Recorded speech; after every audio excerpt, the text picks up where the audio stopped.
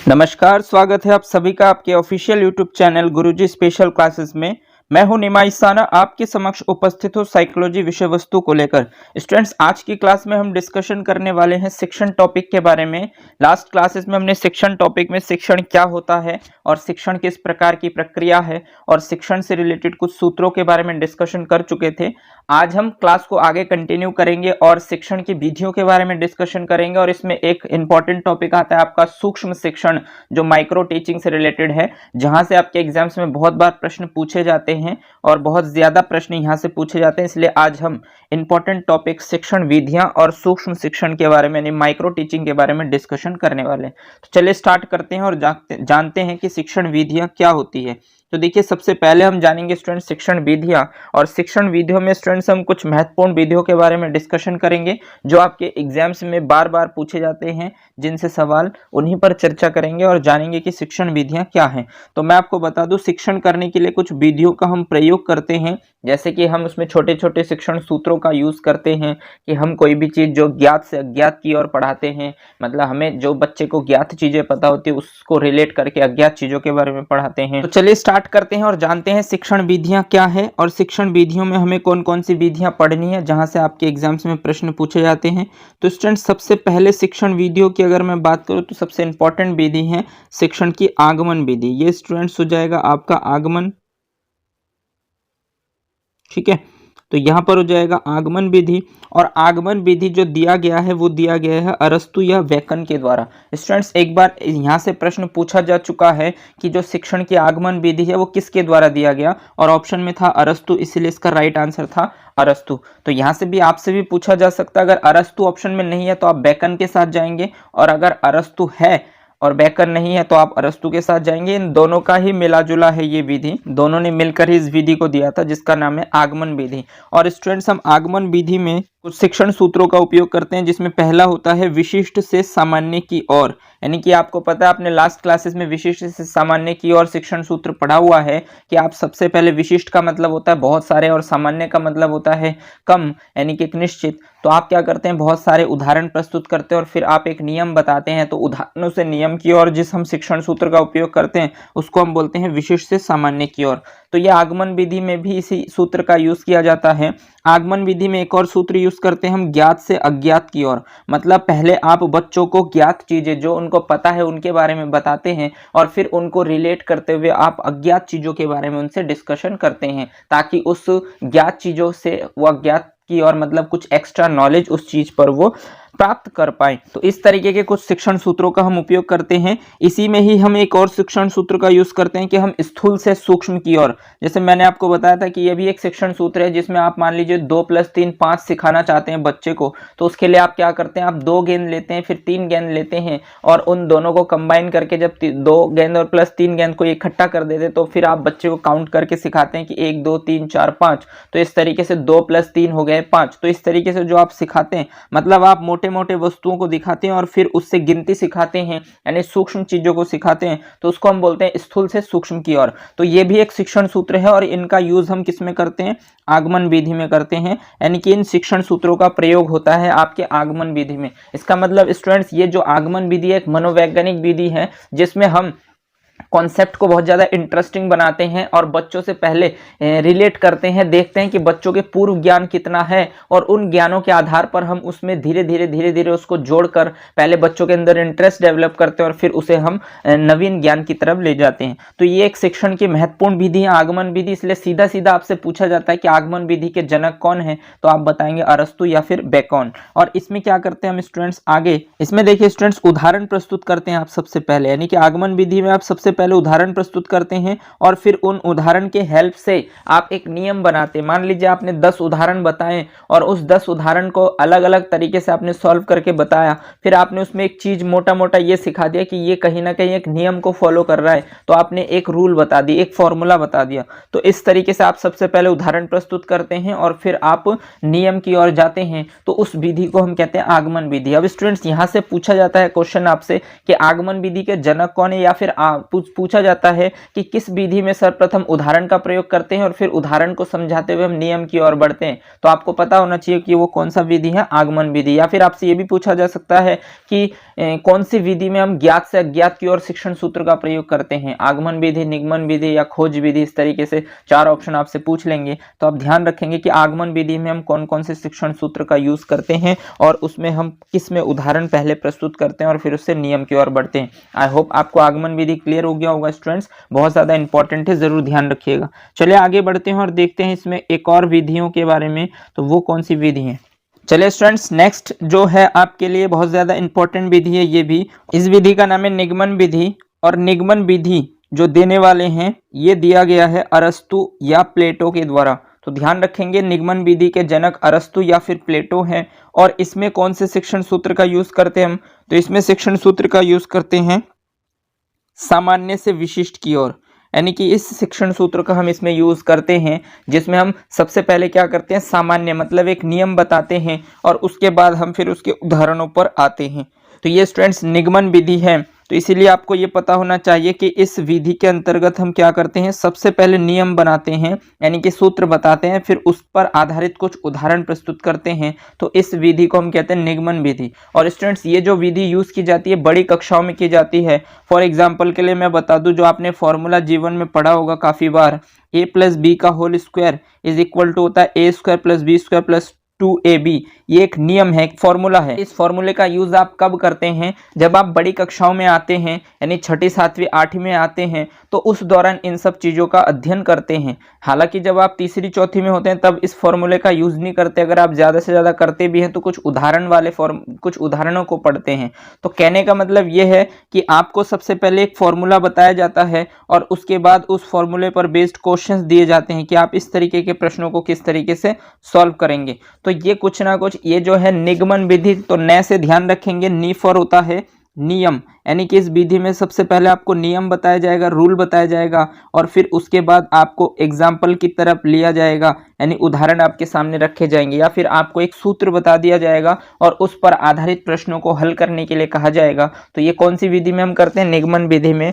और ये स्टूडेंट्स निगमन विधि बहुत ज़्यादा इफेक्टिव नहीं मानते मनोवैज्ञानिक, क्योंकि इनका उपयोग हम ऊंची कक्षाओं में करते हैं। जैसे कि मान लीजिए जब बच्चे बड़े हो जाते हैं या फिर 9th 10th 11th 12th में आते हैं, तब उन्हें फॉर्मूले की जरूरत पड़ती है और तब बच्चा मेच्योर हो जाता है, तो इसलिए हम निगमन विधि का यूज करते हैं। बट जो छोटे बच्चे होते हैं उनके लिए आगमन विधि बेस्ट है, इसीलिए हम ज्यादातर प्रीफर करते हैं आगमन विधि को। ठीक, तो आगमन विधि से रिलेटेड क्वेश्चंस पूछे जाते हैं मैक्सिमम, बट निगमन विधि से भी पूछा जाता है, क्योंकि इसे भी आपको पता होना चाहिए। ठीक, तो चलिए नेक्स्ट निगमन विधि। आई होप आपको क्लियर हो गया होगा। यहाँ से आपसे सीधा सीधा क्वेश्चन पूछने के 2-3 टाइप होंगे। या तो आपसे पूछ लिया जाएगा कि निगमन विधि के जनक कौन है, तो आप बताएंगे अरस्तु या प्लेटो, जो भी ऑप्शन में होगा इन दोनों में से तो उसी का ही नाम बताएंगे। और दूसरा बताएंगे कि निगमन विधि में कौन से शिक्षण सूत्र प्रयुक्त किए जाते हैं, तो आप बताएंगे सामान्य से विशिष्ट की ओर। या फिर आपसे ये भी पूछा जा सकता है कि कौन सी विधि है जिसमें सर्वप्रथम नियम बताते हैं और फिर उदाहरण की तरफ बढ़ते हैं, तो आप बताएंगे उसमें निगमन विधि का ही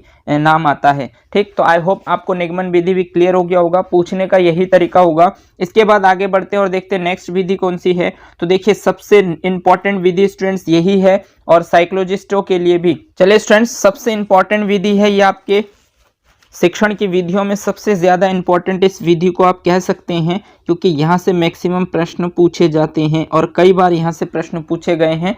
और ये मनोवैज्ञानिकों की सबसे फेवरेट विधि है, जिसका नाम है अन्वेषण या फिर खोज या फिर ह्यूरिस्टिक विधि कहा जाता है। ठीक, तो अन्वेषण विधि या फिर खोज विधि या फिर ह्यूरिस्टिक विधि अगर आपसे पूछ लिया जाए तो आप बताएंगे इसी विधि को। और इस विधि को देने वाले जो साइकोलॉजिस्ट है वो है H.E. आर्मस्ट्रॉन्ग। स्टूडेंट ध्यान रखेंगे, नील आर्मस्ट्रॉन्ग जो चंद्रमा पर सर्वप्रथम गए थे उनका नाम है नील आर्मस्ट्रॉन्ग, और जो ह्यूरिस्टिक विधि के जनक है उनका नाम है H.E. आर्मस्ट्रॉन्ग। ठीक, और ये विधि क्या बताता है, तो देखिए इस विधि में सबसे ज्यादा महत्व साइकोलॉजिस्ट इसको देते हैं। इसका रीजन ये है कि इसमें करके सीखने पर आधारित है। यानी कि इसमें क्या होता है कि साइकोलॉजिस्ट ये कहते हैं कि बच्चे को आप स्वयं से करने दीजिए, बस आप एक सहयोगकर्ता, एक निर्देशनकर्ता की तरह उस बच्चे की देखभाल करेंगे और उस बच्चों के लिए माहौल क्रिएट करके देंगे जिसमें बच्चा स्वयं ज्ञान का निर्माण करता है। आपने जीन पियाजे को भी पढ़ा होगा, जीन पियाजे भी इसी बात पर जोर देते हैं कि आप बच्चे को स्वयं से ही ज्ञान प्राप्त करने के लिए कहिए, उन्हें एक्टिविटीज करने का मौका दीजिए, उनके लिए एक एनवायरनमेंट तैयार करके दीजिए, वो ज्ञान का निर्माण स्वयं करेंगे। और इसीलिए ये विधि काफ़ी ज़्यादा इम्पॉर्टेंट है, क्योंकि इसी विधि से ही बच्चों का ज़्यादा डेवलपमेंट होता है। इसीलिए जीन पियाजे भी आपके सबसे ज़्यादा इंपॉर्टेंट बनते हैं, क्योंकि वहाँ से प्रश्न इसीलिए पूछा जाता है ताकि आप इन सब चीज़ों को समझे, सोचे और खुद के व्यवहार में परिवर्तन करें और बच्चे को ऐसे माहौल क्रिएट करने का मौका दे, बच्चों को खुद से सीखने का मौका दे। इस तरीके का क्रिएशन आपको करना होता है। तो आपने देखा कि अन्वेषण विधि या खोज विधि। देखिए स्टूडेंट्स, अगर मैं बात करूं आपसे ह्यूरिस्टिक, तो ह्यूरिस्टिक जो वर्ड है ना, इसका मतलब होता है, ये ह्यूरिस्टिक एक लैटिन वर्ड है जिसका मतलब होता है मैंने खोज लिया। ह्यूरिस्टिक का मतलब ही होता है मैंने खोज लिया, इसलिए इसको ह्यूरिस्टिक विधि कहते हैं। ठीक, और ह्यूरिस्टिक को खोज विधि भी कहते हैं। और अन्वेषण मीन्स भी होता है जांच करना या खोज करना, तो अन्वेषण विधि भी इसी का ही नाम है। ठीक, और ये विधि क्या करता है, स्वयं से करके सीखने पर आधारित, यानी कि खुद करने पर बल देता है। इसमें बालक क्रियाशील होते हैं। देखिए दूसरा पॉइंट इसमें मैंने बताया कि इसमें बालक क्रियाशील होते हैं, क्योंकि जो बच्चा खुद से करेगा, यानी खुद से करेगा, तो जब वो खुद करेगा तो बहुत सारे चैलेंजेस उसके सामने आएंगे और फिर उन चैलेंजेस को आगे हटाकर उनसे आगे बढ़कर वो कुछ सीखेगा। तो ये चीज़ें जो बच्चा सीखता है ये लंबे समय तक उसको याद होता है। इसलिए यदि आप बच्चे को कहते हैं और बच्चा उससे सीखता है, उससे ज़्यादा इफेक्टिव होता है कि जब बच्चा स्वयं से सीखता है, क्योंकि जब वो स्वयं से सीखता है तो वो समझदार होता है और वो चीज़ों को एनालिसिस करना, किस तरीके से बनाना है, ये सारी चीज़ें वो खुद से ही सीख जाता है। बस इसीलिए आपको थोड़ा सा उसके लिए एनवायरनमेंट तैयार करके देना होता है, और यही एज अ टीचर आपका रोल होता है। फॉर एग्जाम्पल के लिए मैं आपको बता दूं, अध्यापक छात्र के सामने समस्याएं उत्पन्न करते हैं। जो बच्चे होते हैं उनके सामने टीचर का रोल होता है कि आप उनके सामने एक प्रॉब्लम लाकर पेश कीजिए और बच्चा देखिए कि बच्चा उस प्रॉब्लम को सॉल्व कर पाता है कि नहीं कर पाता है, और बालक उसका समाधान स्वयं करता है। तो इसी विधि को हम कहते हैं अन्वेषण या खोज विधि या ह्यूरिस्टिक विधि। क्योंकि जब मान लीजिए आप बच्चों के सामने प्रॉब्लम लाकर रखेंगे और बच्चा खुद से करने की कोशिश करेगा, तो जब वो खुद से करने की कोशिश करेगा तो बहुत सारी चीज़ों को सीखेगा जिनको आप बताने से बच्चा नहीं समझेगा, बट वो जब खुद से करने जाएगा और प्रॉब्लम क्रिएट होगा उससे, और उन प्रॉब्लम को जैसे वो सॉल्व करेगा, तो और अंत में जब वो चीज को सीख जाएगा तो वो लंबे समय तक उसे स्थायी रूप से याद भी होगा। इसलिए इस विधि को सबसे ज्यादा महत्व दिया जाता है और बार बार पूछा जाता है, अलग अलग नाम से पूछे जाते हैं। इसलिए आप ध्यान रखेंगे कि यहाँ से अगर आपसे पूछा जाए कि अन्वेषण विधि किसने दिया, तो आप बताएंगे H.E. आर्मस्ट्रांग। अगर पूछा जाए खोज विधि किसने दिया, H.E. आर्मस्ट्रांग। अगर पूछा जाए ह्यूरिस्टिक विधि किसने दिया, H.E. आर्मस्ट्रांग। कौन सी विधि करके सीखने पर आधारित है, तो ये बताएंगे अन्वेषण विधि को। किस विधि में बालक क्रियाशील होते हैं, अन्वेषण विधि में। अध्यापक छात्र के सामने समस्याएं उत्पन्न करते हैं और बालक उनका समाधान स्वयं करता है, वो किस विधि में करते हैं, तो अन्वेषण विधि में या खोज विधि में या फिर ह्यूरिस्टिक विधि में। आई होप आपको ये सारे पॉइंट क्लियर हो गए होंगे जो बहुत ज्यादा इंपॉर्टेंट और आपको पता होना चाहिए। तो चलिए आगे बढ़ते हैं और नेक्स्ट विधि को हम देखते हैं।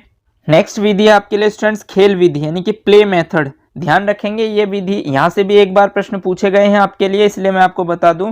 एज अ टीचर आप प्राइमरी टीचर की तैयारी कर रहे हैं, और जब आप प्राइमरी टीचर की तैयारी करते हैं 1 to 5 के लिए, तो आपके सामने जो बच्चे होते हैं वो लगभग 6 से 10-11 वर्ष तक के बच्चे होते हैं। तो ये बच्चे होते हैं छोटे, और ध्यान रखेंगे कि ये बच्चे इतने मिच्योर या इतने समझदार नहीं होते कि आप इनको बताने से वे चीज़ों को समझ जाए। तो इसके लिए ये बच्चे सबसे ज़्यादा जिस चीज़ को पसंद करते हैं, बालक जिस चीज़ को सबसे ज़्यादा पसंद करते हैं वो होता है खेल। तो आप कोशिश ये कीजिए कि बच्चों को सबसे ज्यादा खेल में इन्वॉल्व करें और खेल खेल से उन्हें चीजों को सिखाएं। तो इसीलिए इनके एजुकेशन में इनका खेल बहुत ज्यादा जरूरी है। इसीलिए आपको एक पीरियड ऐसा रखना होता है जहां पर बच्चे खेल प्ले गेम में जाए और खेले चीज़ों को, और वो बहुत सारी चीज़ें सीखे जहाँ से उनका फिजिकल डेवलपमेंट हो, मेंटल डेवलपमेंट हो, इमोशनल डेवलपमेंट हो, सोशल डेवलपमेंट हो, मॉरल डेवलपमेंट हो। तो ये सारी चीज़ें इनके डेवलप हो जाए, इसीलिए खेल विधि बहुत ज़्यादा इंपॉर्टेंट है। और बच्चों को हमें ज़्यादातर खेल विधि में इन्वॉल्व करना चाहिए, क्योंकि बच्चे खेल में सबसे ज़्यादा इंटरेस्ट लेते हैं,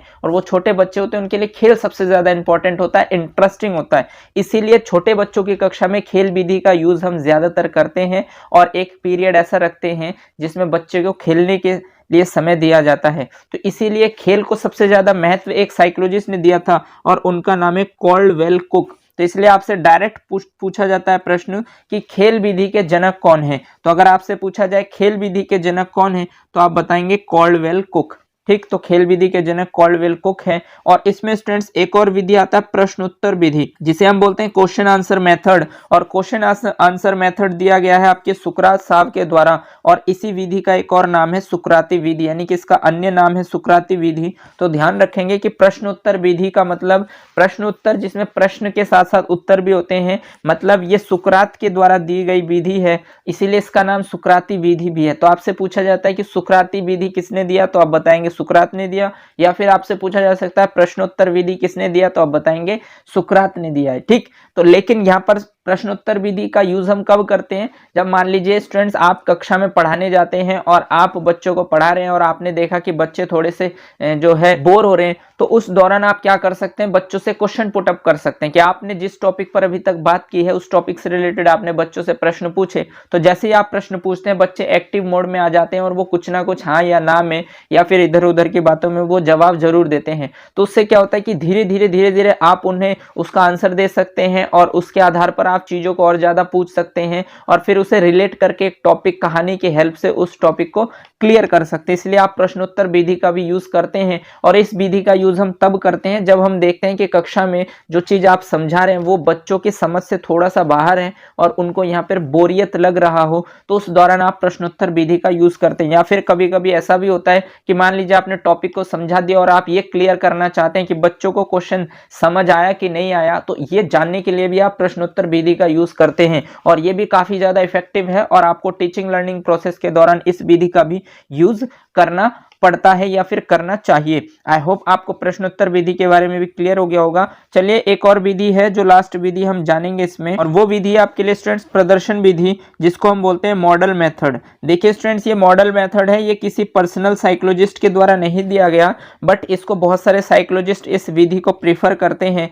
क्योंकि इसका यूज कहीं कहीं पर होता है। तो प्रदर्शन विधि का हमें यूज करना पड़ता है। इस विधि में मॉडल बनाकर प्रस्तुत किया जाता है, यानी कि मॉडल यहाँ पर बनाया जाता है और मॉडल बनाकर टॉपिक को समझाया जाता है। या फिर भूगोल की कक्षा में मैप द्वारा पढ़ाया जाता है। देखिए यदि आप भूगोल की कक्षा में पढ़ते हैं तो प्रदर्शन विधि का मतलब क्या होता है स्टूडेंट, जैसे कि मान लीजिए आप केमिस्ट्री की कक्षा में जाते हैं, तो जब आप अणु या परमाणु के बारे में पढ़ते हैं तो ना तो किसी ने आज तक अणु को देखा है ना ही परमाणुओं को देखा है, बट जो साइंटिस्ट होते हैं वो क्या करते हैं, एज्यूम करते हैं और उसको समझाने की कोशिश करते हैं। तो ऐसे टॉपिक को समझाने के लिए आपको मॉडल प्रस्तुत करना पड़ता है। जो बच्चे होते हैं उनके सामने आप एक मॉडल प्रस्तुत करते हैं और फिर उन सब चीजों को, क्योंकि अति सूक्ष्म चीजें होते हैं, इनके लिए आप बहुत ज्यादा माइक्रोस्कोप का यूज करते हैं, लेकिन इतना तो संभव नहीं है कि आप माइक्रोस्कोप को हर समय कक्षा में लेकर घूमें।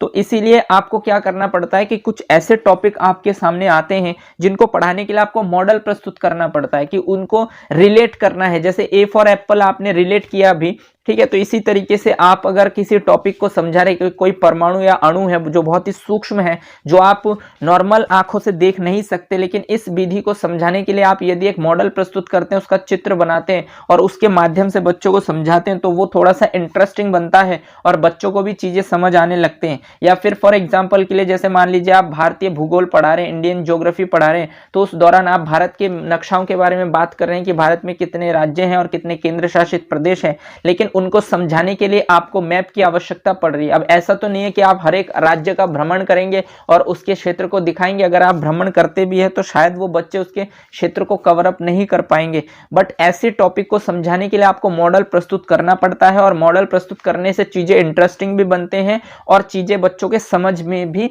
आ जाते हैं। इसीलिए हम इस विधि का उपयोग करते हैं। हालांकि इस विधि का पर्टिकुलर किसी साइकोलॉजिस्ट ने उपयोग नहीं किया है, बट बहुत सारे साइकोलॉजिस्ट इसको प्रेफर करते हैं और ये विधि बहुत ज्यादा इफेक्टिव मानी जाती है, क्योंकि भूगोल की कक्षा में या फिर केमिस्ट्री के जो छोटे छोटे पार्टिकल्स वाले जो क्लासेस होते हैं, जो जिन क्लासेस के दौरान हम इन टॉपिक्स पर डिस्कशन करते हैं, तो उन पर ये विधि इफेक्टिव मानी जाती है और इस विधि का उपयोग करना जरूरी हो जाता है ताकि आप कॉन्सेप्ट को थोड़ा इंटरेस्टिंग बना पाए। आई होप आपको ये सारे विधियां क्लियर हो गए होंगे। चलिए आगे बढ़ते हैं और दो विधि हम बहुत ज्यादा पढ़ते हैं इस समय, एग्जाम्स में आपके ज्यादातर एग्जाम्स में पूछे जाते हैं, और वो दो विधि है आधुनिक विधि, जिनका यूज हम शिक्षण में भी करते हैं। हालांकि ये जो विधियां हैं ये कुछ पुराने हैं, बट अभी जो लेटेस्ट विधि हैं टीचिंग में शिक्षण के दौरान, वो कुछ इंटरेस्टिंग विधियां हैं दो, जिनका यूज हम बहुत बार करते हैं और ये आजकल का लेटेस्ट विधि है। तो आई होप आपको स्टूडेंट्स प्रदर्शन विधि भी क्लियर हो गया होगा। चलिए, आपने देखा कि कुछ इंपॉर्टेंट विधि जहां से आपके एग्जाम्स में प्रश्न बनते हैं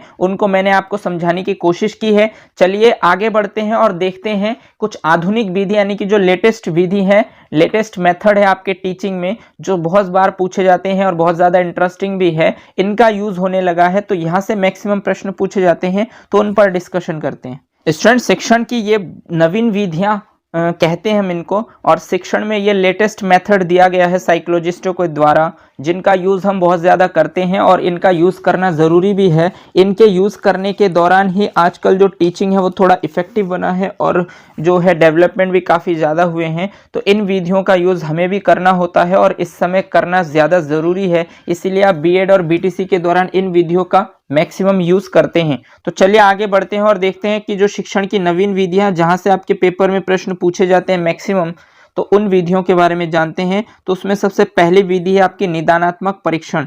देखिए, निदानात्मक परीक्षण जो है, इस विधि को हम अंग्रेजी में कहते हैं डायग्नोस्टिक टेस्ट। यहाँ पर स्टूडेंट्स ओ हो जाएगा, तो ये डायग्नोस्टिक टेस्ट हो जाएगा। डायग्नोस्टिक टेस्ट जो है, ये जो विधि है ये चिकित्सा जगत से लिया गया है, यानी कि जो आपकी चिकित्सा जगत है, यानी कि जो मेडिकल साइंस है, इस डिपार्टमेंट से इस विधि को लिया गया है। इसके लिए जैसे मान लीजिए फॉर एग्जांपल, जब आपको कोई डिजीज़ होता है, कोई बीमारी होती है, तो आप डॉक्टर के पास जाते हैं। जब आप एमबीबीएस डॉक्टर के पास जाते हैं तो सबसे पहले क्या करते हैं, टेस्ट करते हैं, है ना। टेस्ट करके वो जानना चाहते हैं कि आपकी बॉडी में क्या प्रॉब्लम है। फॉर एग्जांपल के लिए मान लीजिए वो हीमोग्लोबिन टेस्ट लिखते हैं, आरबीसी टेस्ट लिखते हैं, डब्ल्यूबीसी टेस्ट लिखते हैं। तो इन टेस्ट के माध्यम से वो देखना चाहते हैं कि आपके अंदर प्रॉब्लम क्या है, और जब उस टेस्ट को कराने के बाद उन्हें रिपोर्ट मिलती है और वो देखते हैं कि आपके अंदर क्या प्रॉब्लम है, तो आपकी प्रॉब्लम को जानने के बाद ही वो कोई मेडिसिन देते हैं। जब तक उन्हें कोई पता नहीं चलता कि आपको प्रॉब्लम क्या है, तब तक शायद वो आपको मेडिसिन नहीं देते हैं। ठीक, तो ये एमबीबीएस डॉक्टर की, जो पढ़े लिखे डॉक्टर हैं, उनकी सोच है कि आपकी जो प्रॉब्लम है उसको टेस्ट के दौरान पहले पता चल पाए कि आपको प्रॉब्लम क्या है, उसके बाद उसका निदान किया जाए। तो इसीलिए सबसे जरूरी यह है कि आप भी इस विधि का यूज करें। मान लीजिए कि आपकी कक्षा में कोई बच्चा है जिसको आप पढ़ा रहे हैं, बाकी बच्चे तो पढ़ रहे हैं, बट उस बच्चे को ना तो पढ़ने में इंटरेस्ट है और ना ही उस चीजों को उतना महत्व दे रहा है, तो आप उस बच्चे से जाकर मिलिए और उस बच्चे की जो प्रॉब्लम्स है उसको क्यों नहीं पढ़ने का मन कर रहा है। बाकी बच्चे पढ़ रहे हैं, बाकी बच्चों को समझ आ रहे हैं, बट वो बच्चा क्यों नहीं समझ रहा है या फिर उसे पढ़ने का मन क्यों नहीं कर रहा है, इसके पीछे के कारणों को जानिए।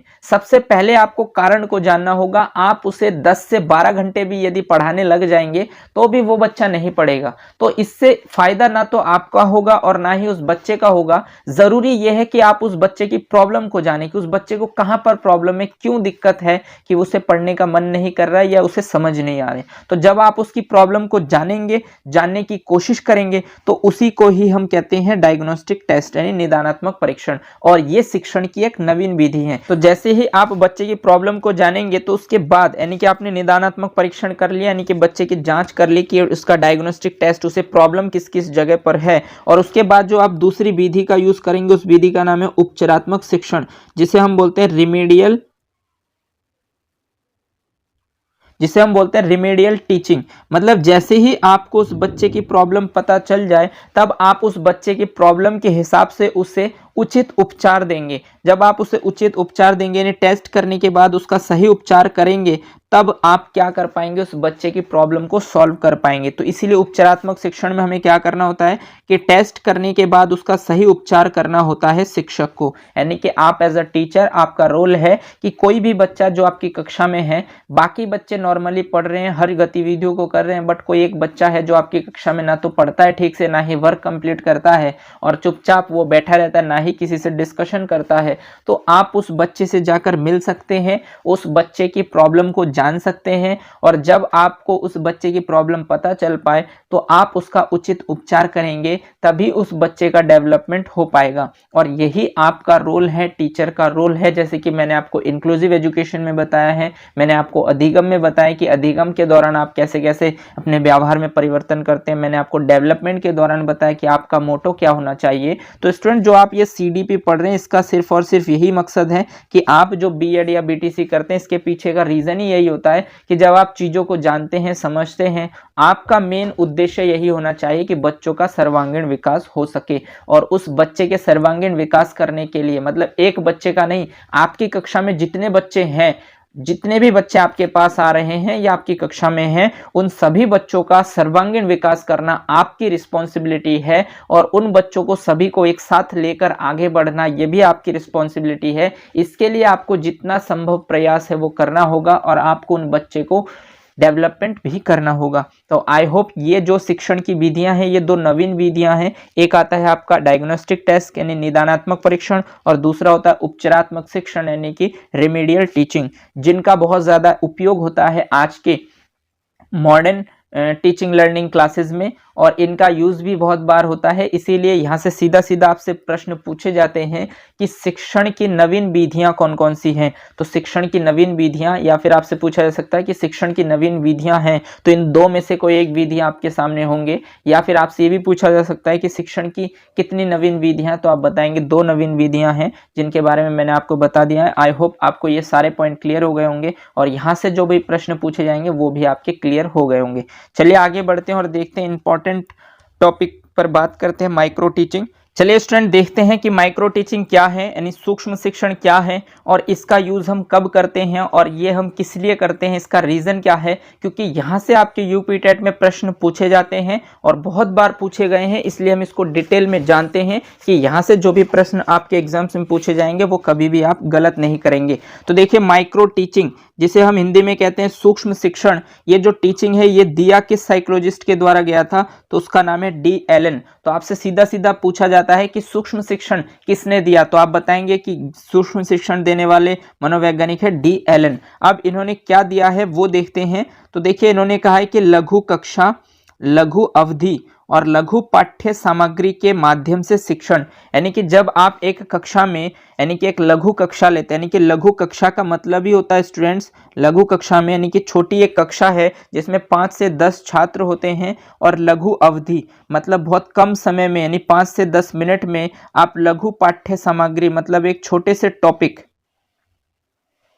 आप एक छोटे से टॉपिक को कवर करते हैं। यानी कि जो सूक्ष्म शिक्षण है ये देने वाले जो है डी एलन है, और इन्होंने क्या दिया है, तो लघु कक्षा में लघु अवधि, यानी लघु कक्षा में लघु अवधि में लघु पाठ्य सामग्री के माध्यम से शिक्षण को ही सूक्ष्म शिक्षण कहते हैं। इसीलिए यहाँ पर सूक्ष्म वर्ड है, यानी कि माइक्रो शब्द है। माइक्रो का मतलब होता है बहुत ही सूक्ष्म, और आप सूक्ष्म शिक्षण कर रहे हैं। सूक्ष्म शिक्षण का मतलब यही है कि आप एक छोटी कक्षा जिसमें 5 से 10 छात्र हो, और लघु अवधि यानी 5 से 10 मिनट में, और एक लघु पाठ्य सामग्री यानी कि छोटे से टॉपिक के माध्यम से जब आप शिक्षण करते हैं तो उसी को ही हम क्या बोलते हैं, सूक्ष्म शिक्षण कहते हैं। ठीक, तो सूक्ष्म शिक्षण से रिलेटेड जो डेफिनेशन है उसको भी समझ लीजिए कि सूक्ष्म शिक्षण क्या है। तो देखिए सूक्ष्म शिक्षण में हम क्या पढ़ते हैं कि लघु कक्षा में लघु अवधि में लघु पाठ्य सामग्री लेकर किसी एक कौशल को विकसित करने की प्रक्रिया को माइक्रो टीचिंग कहते हैं। मतलब आप जिस कक्षा में पढ़ाने जाते हैं, मान लीजिए कि आप एक लघु कक्षा में पढ़ाने जाते हैं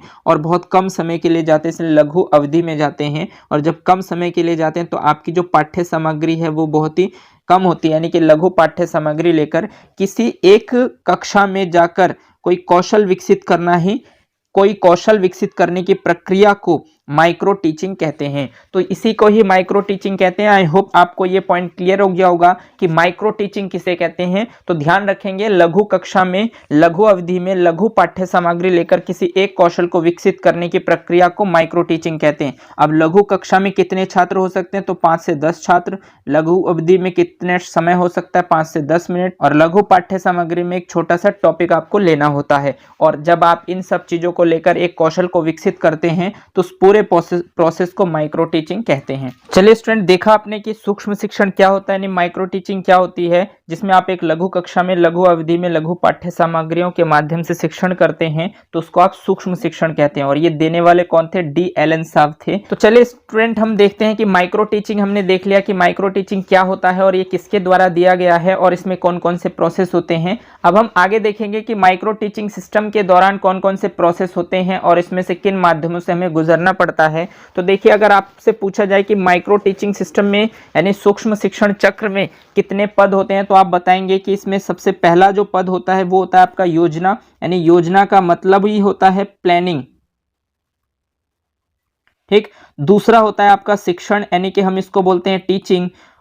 और तीसरा होता है आपकी प्रतिक्रिया, जिसको इंग्लिश में हम कहते हैं फीडबैक, ठीक। और उसके बाद होता है आपका पुनः योजना, यानी कि री प्लानिंग, ठीक। और उसके बाद फिफ्थ होता है आपका पुनः शिक्षण यानी री टीचिंग। और सिक्स पार्ट होता है आपका पुनः प्रतिक्रिया यानी कि री फीडबैक। तो इसीलिए स्टूडेंट्स माइक्रो टीचिंग सिस्टम में हम 6 पदों से होकर गुजरते हैं। तो इसी तरीके से स्टूडेंट्स माइक्रो टीचिंग यानी सूक्ष्म शिक्षण चक्र में 6 पद होते हैं। जो पहला पद होता है आपका वो होता है योजना यानी प्लानिंग, दूसरा होता है शिक्षण टीचिंग, तीसरा होता है प्रतिक्रिया फीडबैक, चौथा होता है पुनः योजना यानी री प्लानिंग, और पांचवा होता है पुनः शिक्षण री टीचिंग, और छठा होता है पुनः प्रतिक्रिया यानी कि री फीडबैक। तो इस तरीके से सूक्ष्म शिक्षण चक्र के दौरान हम इन 6 पदों से होकर गुजरते हैं जिनके बारे में आपको बताया गया है। तो यहां से आपसे सीधा सीधा प्रश्न पूछा जाता है स्टूडेंट्स कि माइक्रो टीचिंग में सबसे पहला पद कौन सा होता है। तो आप बताएंगे माइक्रो टीचिंग में सबसे पहला पद होता है योजना। आपसे यह भी पूछा जा सकता है कि माइक्रो टीचिंग में दूसरा पद क्या होता है, तो आप ध्यान रखेंगे शिक्षण। तीसरा पद क्या होता है प्रतिक्रिया, चौथा पद क्या होता है पुनः योजना, पांचवा पद क्या होता है पुनः शिक्षण, और अंतिम पद क्या होता है पुनः प्रतिक्रिया। यहां से 2 बार प्रश्न पूछे जा चुके हैं कि फर्स्ट यानी माइक्रो टीचिंग में पहला पद क्या होता है, तो योजना बनाना। और माइक्रो टीचिंग में अंतिम यानी कि लास्ट पद कौन सा होता है, तो लास्ट पद होता है पुनः प्रतिक्रिया यानी कि री फीडबैक। तो यहां से इस तरीके से प्रश्न पूछे जाते हैं और इसके टाइम पीरियड से भी प्रश्न पूछे जाते हैं। तो चलिए इसमें हम आगे बढ़ते हैं और देखते हैं कि इसमें और क्या क्या चीजें हैं। माइक्रो टीचिंग सिस्टम को हम पूरी तरीके से डिटेल में जानते हैं और देखते हैं कि इसमें कौन कौन से प्रोसेस होते हैं और किसका कितना मिनट होता है, क्योंकि यहां से आपके एग्जाम्स में प्रश्न पूछे जाते हैं और कई बार पूछे गए हैं। इसलिए मैं आपको बता दूं, सबसे पहले हम माइक्रो टीचिंग में जो सबसे पहला पद होता है वो आपको पता होता है कि प्लानिंग होती है, जिसमें आप योजना बनाते हैं, ठीक। और प्लानिंग के बाद आप क्या करते हैं, टीचिंग करते हैं यानी कि शिक्षण करते हैं। और इसकी जो समय अवधि होती है वो 6 मिनट की है। ध्यान रखेंगे, यहां से आपसे प्रश्न पूछा जा सकता है, पूछा जा चुका है पहले कई बार और अभी भी पूछ सकते हैं कि माइक्रो टीचिंग में जो आप शिक्षण करते हैं उसका समय अंतराल कितना होता है, तो 6 मिनट का उसका समय अंतराल होता है, ठीक। और जैसे आप टीचिंग करते हैं तो फिर आप फीडबैक लेते हैं। और फीडबैक आप कैसे लेते हैं, तो फीडबैक आप लेते हैं जिसे हम प्रतिक्रिया कहते हैं, यानी कि बच्चों से जो टीचर होते हैं, जो उनके हेड टीचर होते हैं, वो फीडबैक लेते हैं। और फीडबैक की समय अवधि भी 6 मिनट की होती है। और जैसे आपने फीडबैक लिया यानी कि आपने प्रतिक्रिया ली, तो उन प्रतिक्रियाओं पर फिर से आप योजना बनाते हैं यानी कि रीप्लानिंग करते हैं। रीप्लानिंग मतलब पुनः योजना बनाते हैं। तो प्रतिक्रिया के बाद हम पुनः रीप्लानिंग करते हैं यानी कि पुनः योजना बनाते हैं। और पुनः योजना इसलिए बनाते हैं ताकि हम अपनी जो भी गलतियां हमसे हुई है उन गलतियों को किस तरीके से सुधारें। और इसके लिए स्टूडेंट्स आपको 12 मिनट का समय अवधि दिया जाता है, यानी समय काल दिया जाता है 12 मिनट का, जिसमें आप प्लानिंग करते हैं नेक्स्ट टीचिंग के लिए, ठीक। तो 12 मिनट के रीप्लानिंग के बाद आप फिर से क्या करते हैं, री टीचिंग करते हैं यानी कि पुनः शिक्षण करते हैं। और ये पुनः शिक्षण भी आप कितने मिनट के लिए करते हैं, 6 मिनट के लिए करते हैं। और जैसे ही आप री टीचिंग करते हैं तो इसके 6 मिनट के बाद आप फिर से री फीडबैक लेते हैं आपके हेड टीचर्स, यानी पुनः प्रतिक्रिया लेते हैं। और इसकी भी समय अवधि होती है 6 मिनट की। और इस तरीके से आपका जो माइक्रो टीचिंग है वो कन्वर्ट होता है। तो स्टूडेंट्स, यहाँ से आपके यूपी टेट में पूछा गया है कि सूक्ष्म शिक्षण का समय काल कितना होता है। तो सूक्ष्म शिक्षण का समय काल देखिए, यहाँ से 6 मिनट, और ये 6 मिनट 12 मिनट, और ये 12 मिनट 24 मिनट, और ये 6 मिनट 30 मिनट, और ये 6 मिनट 36 मिनट। तो इसका जो सही आंसर है माइक्रो टीचिंग यानी सूक्ष्म शिक्षण का जो समय अवधि होता है वो 36 मिनट का होता है, ठीक है। यहाँ से ये प्रश्न यूपी टेट में पूछा जा चुका है, तो इसलिए मैं आपको बता दूं, अगर आपसे पूछा जाए कि माइक्रो टीचिंग का समय अवधि कितना होता है तो 36 मिनट का होता है। बट यहां से आगे वो ये भी पूछते हैं कि माइक्रो टीचिंग में सबसे पहला पद क्या होता है, यानी कि सबसे पहले आप क्या करते हैं, तो सबसे पहले आप योजना बनाते हैं, ठीक है। और सबसे अंत में आप क्या करते हैं, तो सबसे अंत में आप पुनः प्रतिक्रिया लेते हैं। अब यहां से ये भी पूछा जाता है कि माइक्रो टीचिंग में जो आप फीडबैक लेते हैं उसका समय अंतराल कितना होता है, तो उसका समय अंतराल आप पता है आपको, फीडबैक में आप 6 मिनट का समय अंतराल आपको मिलता है। और अगर आपसे पूछ लिया जाए कि री फीडबैक में समय अंतराल कितने का होता है, तो 6 मिनट का होता है। अगर आपसे पूछा जाए कि सूक्ष्म शिक्षण में शिक्षण के लिए कितना समय मिलता है, तो शिक्षण के लिए आपको 6 मिनट का समय मिलता है। अगर आपसे पूछा जाता है पुनः शिक्षण के लिए कितने मिनट का समय मिलता है, तो 6 मिनट का मिलता है।